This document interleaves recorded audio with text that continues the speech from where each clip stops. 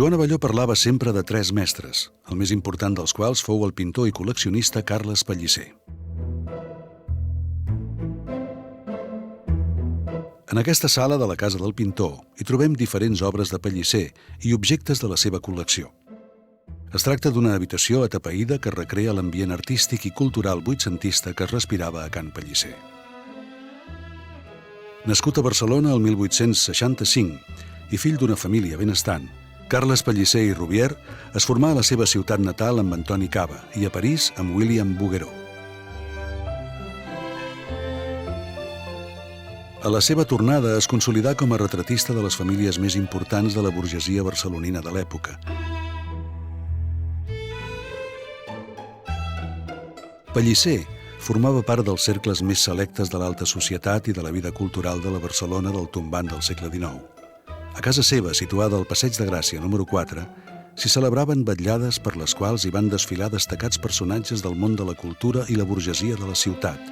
Els compositors Enric Granados i Frederic Mompou, el pianista Frank Marshall, l'artista polifacètic Apel·les Mestres, les sopranos Maria Barrientos i Conxita Badia, l'actriu francesa Sara Bernard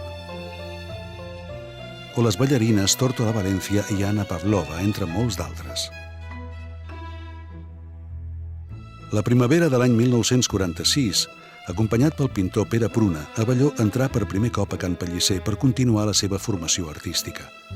S'hi va estar fins a la mort del mestre, el 1959, sempre fascinat pel singular ambient que s'hi respirava. Així ho descriu Abelló a L'Hora del te, l'únic llibre que va escriure i que va publicar el 1961 en homenatge a Carles Pellicer. Llargs passadissos que conduïen al menjador, literalment farcits de teles, ceràmiques, arquetes de tots els estils, domassos i relleus. Tot plegat tenia un aire estrany, com de museu abandonat, amb un cert regust necrofílic.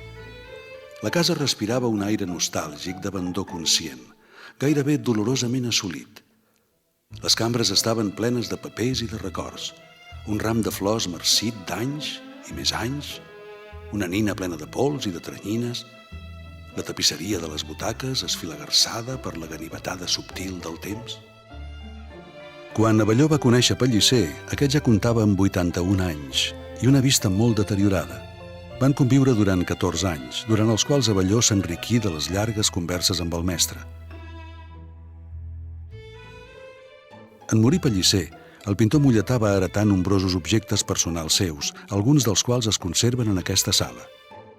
Hi trobem apunts i dibuixos de figurins que palesen el gran interès de Pellicer per la moda i la indumentària femenina, sobretot de la dona parisenca de la Belle Époque. Dibuixos i petits olis de figures femenines que Pellicer utilitzava per l'evocació d'idees abstractes. La chaiselongue d'estil napoleònic que el pintor barceloní va fer construir per la divina Sara Bernard, igual com la que l'actriu tenia a la seva casa de París i que utilitzava durant les seves estades a Can Pellicer quan actuava a Barcelona. Una capa atribuïda també a Bernard, partitures d'Enric Granados i Frederic Mompou, el manuscrit del poema de Nadal de Salvat Papasseit, manuscrits d'Apel·les Mestres, programes de mà del Liceu, fotografies, cartells. Però sobretot, Abelló heretà de Pellicer l'esperit i els coneixements necessaris per fer una bona col·lecció d'art.